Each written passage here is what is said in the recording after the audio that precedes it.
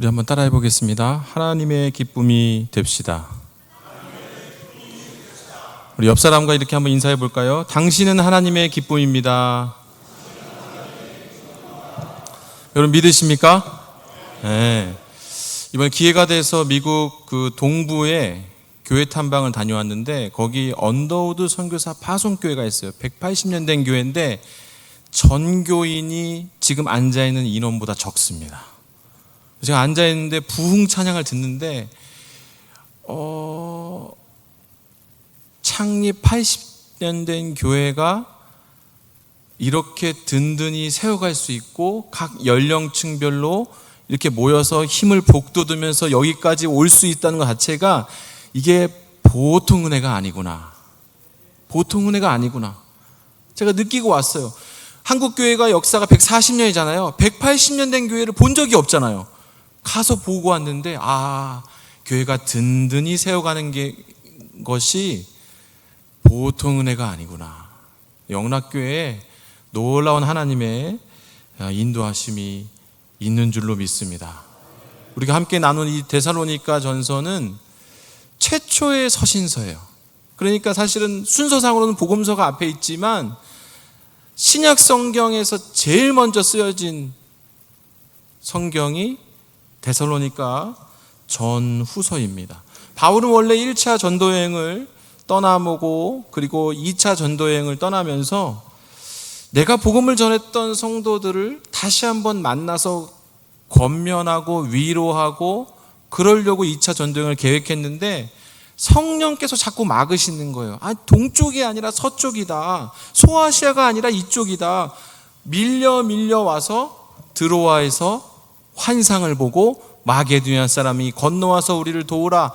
그래서 배 타고 건너가서 보니까 지금의 유럽이죠. 그리스고 최초의 유럽 선교가 시작이 됐는데 그 빌립보 전도를 마치고 두 번째로 옮겨간 곳이 오늘 우리가 읽은 데살로니가 지역이었고 바울이 복음을 전하는데 막 능력 있게 열매들이 나타나니까 유대인들이 질투에 못 이겨갖고 바울을 막 때리려고 하고 죽이려고 하고 쫓아내서 더 있으려고 해도 3주밖에 있지 못하고 쫓겨나서 이제 고린도로 내려갔는데 놀랍게도 3주간 머물면서 복음을 전했는데 열매가 생겨서 교회가 생겼고 고린도에서 1년 6개월을 머무르면서 그 데살로니가 성도들에게 쓴 편지가 오늘 우리가 읽은 신약 성경 최초의 서신서인 데살로니가 전후서입니다. 오늘 본문은 아니지만 2장 1절을 제가 한번 읽어보겠습니다. 형제들아 우리가 너희 가운데 들어간 것이 헛되지 않은 줄을 너희가 친히 아나니. 바울이 열매가 있을 걸 줄 알고 교회를 세울 줄 알고 갔던 게 아니라 성령의 인도하심에 따라서 이끄심 받아서 갈 바를 알지 못하고 한 걸음 한 걸음 갔는데 그것도 위협받아 쫓겨나면서 3주밖에 있지 못했지만은 회심자가 생겼고 결코 헛되지 않았다. 감사가 된다. 사도 바울이 지금 전하고 있습니다. 2장 2절을 제가 다시 읽어보겠습니다. 너희가 아는 바와 같이 우리가 먼저 빌립보에서 고난과 능욕을 당하였으나 우리 하나님을 힘입어 많은 싸움 중에서 하나님의 복음을 너희에게 전하였노라. 전할 수 없는 가정 가운데 선교할 수 없는 중에 하나님의 복음을 전하였다. 여러분, 복음은 그런 것입니다. 본질적으로 하나님의 사역이에요. 하나님의 전도이고 하나님의 선교입니다. 다 준비가 돼서 우리가 준비가 돼서 하는 게 아니라는 거죠. 한국교회 초기에 없는 중에도 하나님의 뜻을 따라서 선교를 시작했습니다. 우리 지금 110회 총회를 앞두고 있잖아요. 1907년 제1회 노회가 열렸어요. 노회에 많은 결정 사항들이 있었지만은 그 중에 하나가 뭐냐면 선교사를 파송하자. 여러분 연도가 언제입니까? 1907년이에요. 한국교회가 막 든든히 세워갈 때가 아니라 없는 중에 그 당시에 제주도가 이제 선교지였기 때문에 이기풍 선교사를 이제 파송했죠. 그리고 제1회 총회가 1912년에 열렸어요. 그때도 마찬가지로 많은 결정 안건들이 있었지만은 그 중에 핵심은 뭐냐면 우리가 중국 산동 지역에 선교사를 파송하자. 그래서 최초로 1913년 그 다음에 박태로, 사병순, 김영문, 그리고 그들이 돌아오고 나서 우리가 잘 아는 방질 목사님, 방질 선교사님의 아버님이 되는 방효원, 그렇게 산동 지역에 선교사를 파송했고, 여러분 온 교회가 십시일반해서 선교비를 충당했어요. 1912년도부터 한국 교회는 놀랍게도 주의 선교를 감당했다는 거죠. 110년이 지났어요. 미국을 그냥 뒤따라가면서, 어떤 분은 미국보다 우리가 더 많이 지금 선교에 열심이라고 하는데요, 세계 선교를 앞장하는 선교 강국이 되었어요. 이 모든 것이 하나님의 뜻이고 계획하신 가운데 이루어진 줄로 믿습니다.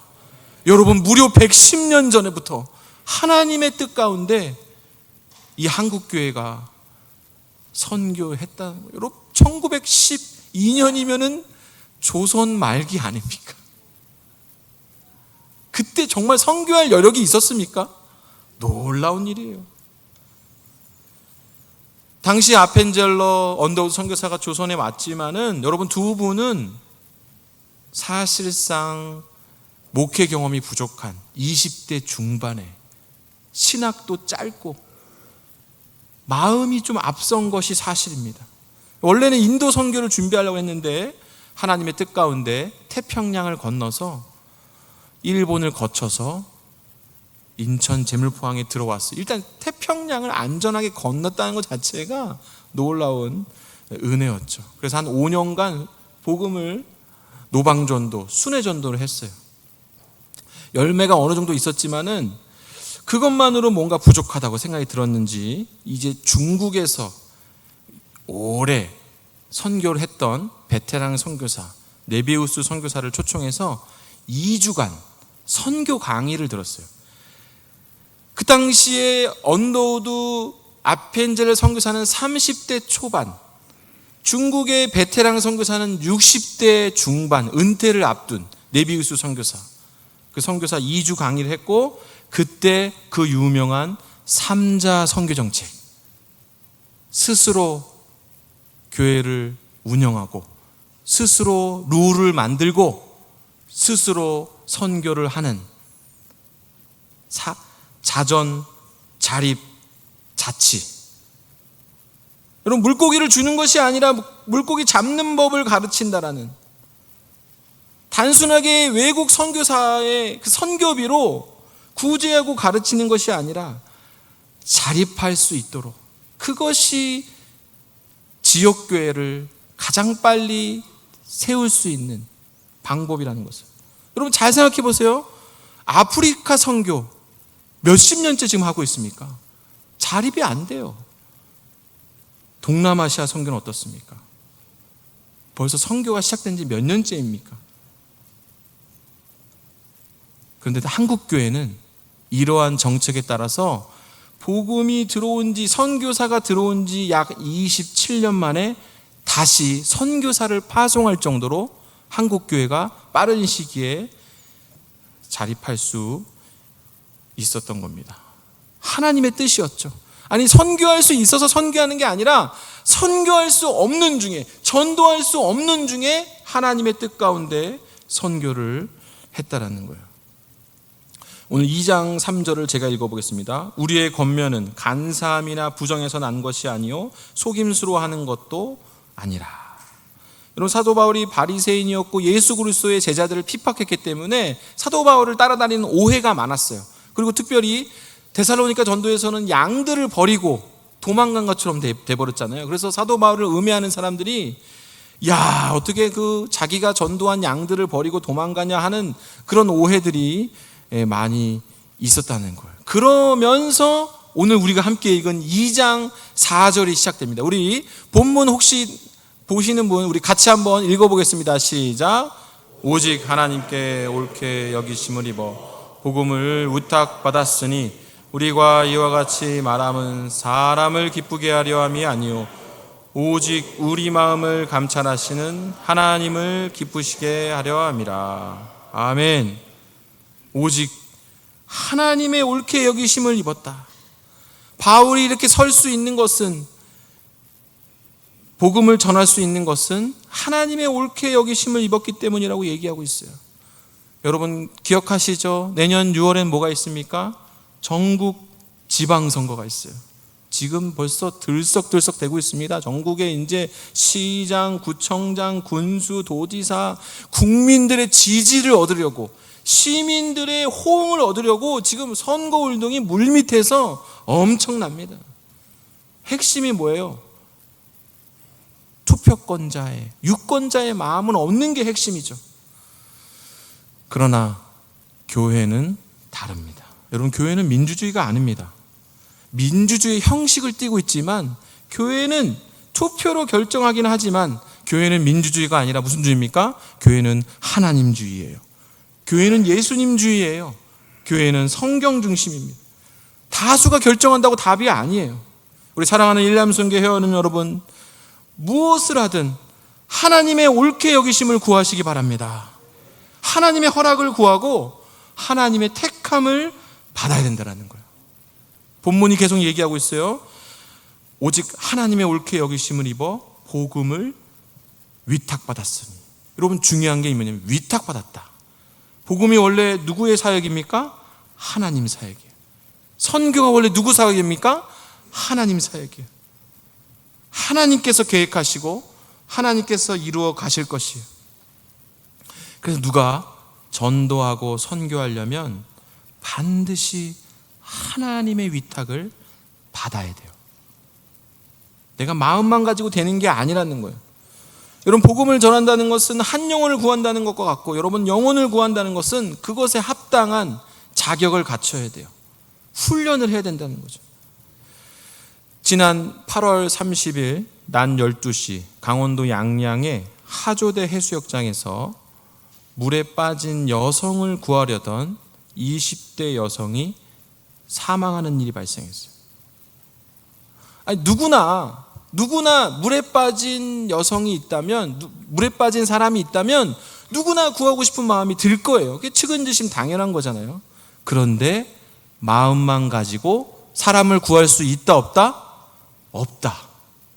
마음만 가지고 사람을 구할 수 없다.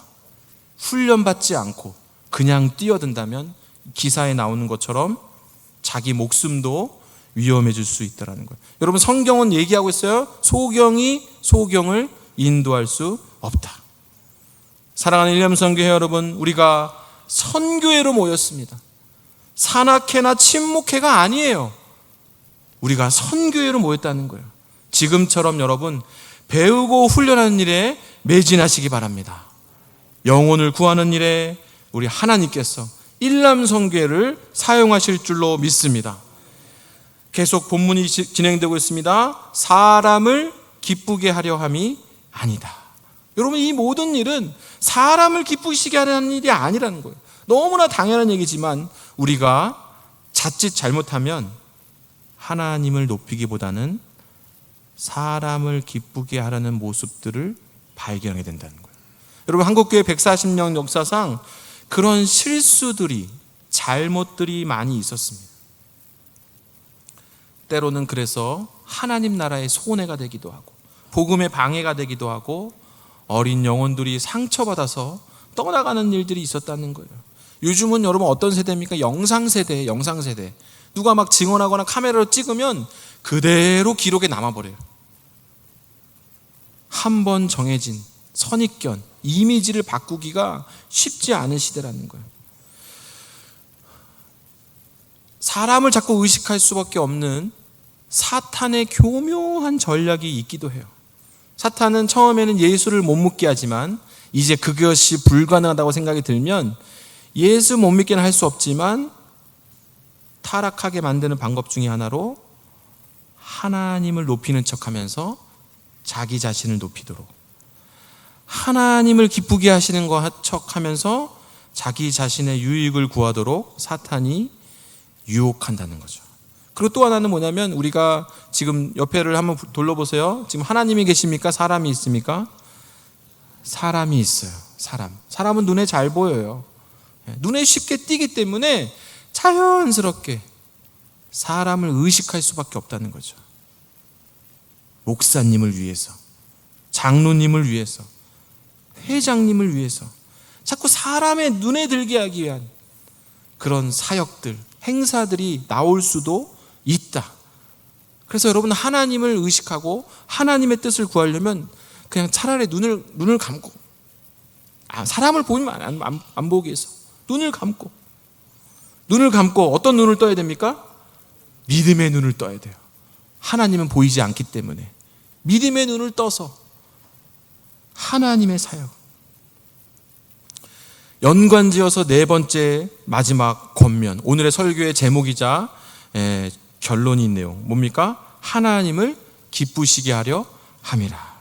우리 본문 4절을 우리 같이 한번 읽어보겠습니다. 시작. 오직 하나님의 옳게 여기심을 입어 복음을 위탁받았으니 우리가 이와 같이 말함은 사람을 기쁘게 하려 함이 아니요 오직 우리 마음을 감찰하시는 하나님을 기쁘시게 하려 함이라. 아멘. 특별히 우리 영락교회처럼 이렇게 든든히 사람이 모이는 곳일수록 사람을 의식하게 된다는 거죠. 그래서 더 조심하고 더 하나님을 의식하도록 믿음의 눈을 떠야 된다는 거예요. 하나님이 기뻐하신 일일까? 하나님의 뜻은 뭘까? 머리를 맞대고 기도해야 된다는 거예요. 오늘 본문 끝부분에 하나님이 어떤 분이라고 나왔습니까?